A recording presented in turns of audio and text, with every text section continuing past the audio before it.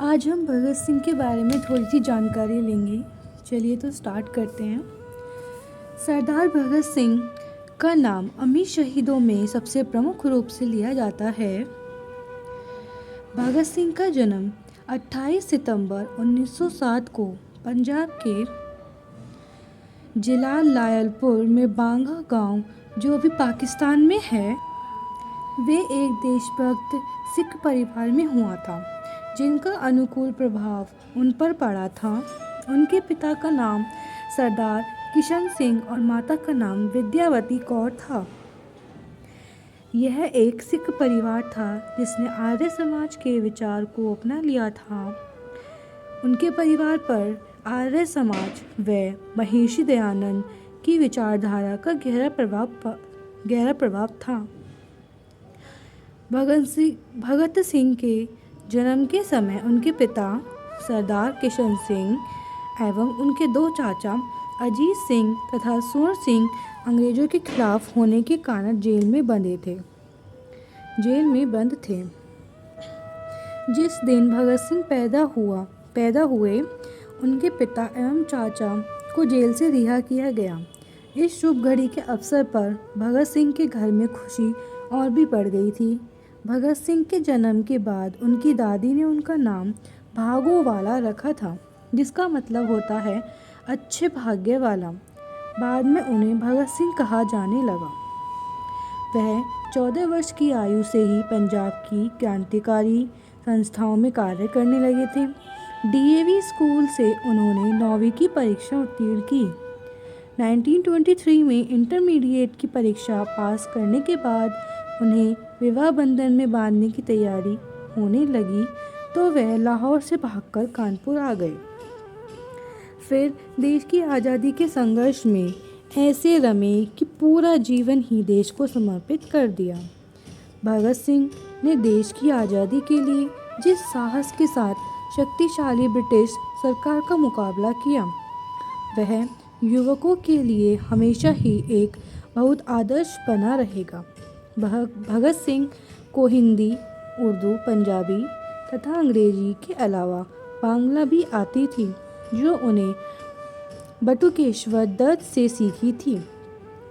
Jail के दिनों में उन्हें लिखे खतों व लेखों से उनके विचारों का अंदाजा लगता है। उन्होंने भारतीय समाज में भाषा, जाति और धर्म के कारण आई दूरियों पर दुख व्यक्त किया था। उन्होंने समाज के कमजोर वर्ग पर किसी भारतीय के प्रहार को भी उसी सख्ती से सोचा जितना कि अंग्रेज के द्वारा किए गए अत्याचार को। उनका विश्वास था कि उनकी शहादत से भारतीय जनता और उग्र हो जाएगी, लेकिन जब तक वह जिंदा रहेंगे ऐसा नहीं हो पाएगा। इसी कारण उन्होंने मौत की सज़ा सुनाने के बाद भी माफ़ीनामा लिखने से साफ मना कर दिया था। अमृतसर में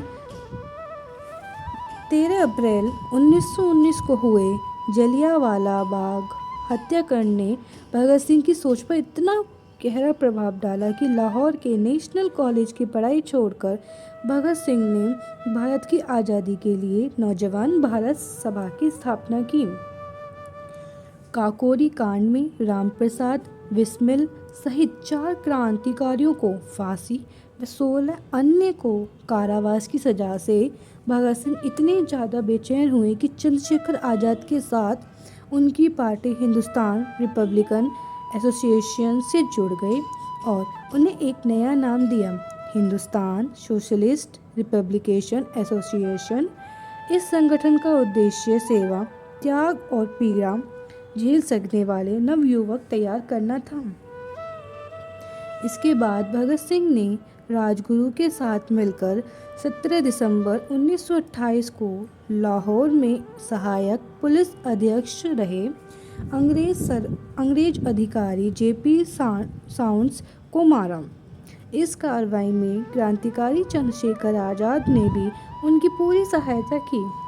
इसके बाद भगत सिंह ने अपने क्रांतिकारी साथी बटुकेश्वर दत्त के साथ मिलकर अलीपुर रोड दिल्ली स्थित ब्रिटिश भारत की तत्कालीन सेंट्रल असेंबली के सभागार में 8 अप्रैल 1929 को अंग्रेज सरकार को जगाने के लिए बम और पर्चे फेंकी।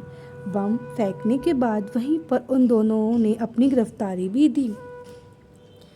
इसके बाद लाहौर षड्यंत्र के इस मुकदमे में भगत सिंह को और उनके 2 अन्य साथियों राजगुरु तथा सुखदेव को 23 मार्च 1931 को एक फांसी पर लटका दिया गया। यह माना जाता है कि मृत्यु दंड के लिए 24 मार्च की सुबह ही तय थी, लेकिन लोगों के भय से डरी सरकार ने 23-24 मार्च की मध्य रात्रि ही इन वीरों की जीवन लीला समाप्त कर दी और रात के अंधेरे में ही सतलज के किनारे उनका अंतिम संस्कार भी किया। यह एक संयोग ही था कि जब उन्हें फांसी दी गई और उन्हें संसार से विदा ली, उस वक्त उनकी उम्र 23 वर्ष 5 माह और 23 दिन थी और दिन भी था 23 मार्च। अपनी फांसी से पहले भगत सिंह ने अंग्रेज सरकार को एक पत्र भी लिखा था, जिसमें कहा था कि उन्हें अंग्रेज सरकार के खिलाफ भारतीयों के युद्ध का प्रतीक एक युद्धबंदी समझा जाए तथा फांसी देने के बजाय गोली से उड़ा दिया जाए, लेकिन ऐसा नहीं हुआ। भगत सिंह की शहादत से न केवल अपने देश के स्वतंत्र संघर्षों को गति मिली, बल्कि नवयुवकों के लिए भी वह प्रेरणा स्रोत बन गए। वह देश के समस्त शहीदों के सिरमौर बन गए। भारत और पाकिस्तान की जनता उन्हें आज़ादी के दीवाने के रूप में देखती है, जिसने अपनी जवानी सहित सारी जिंदगी देश के लिए समर्पित कर दी। उनके जीवन पर आधारित कई हिंदी फिल्में भी बनी हैं, जिनमें the legend of Bhagat Singh, शहीद भगत सिंह आदि। आज भी सारा देश उन्हें बलिदान को बड़ी गंभीरता व सम्मान से याद करता है।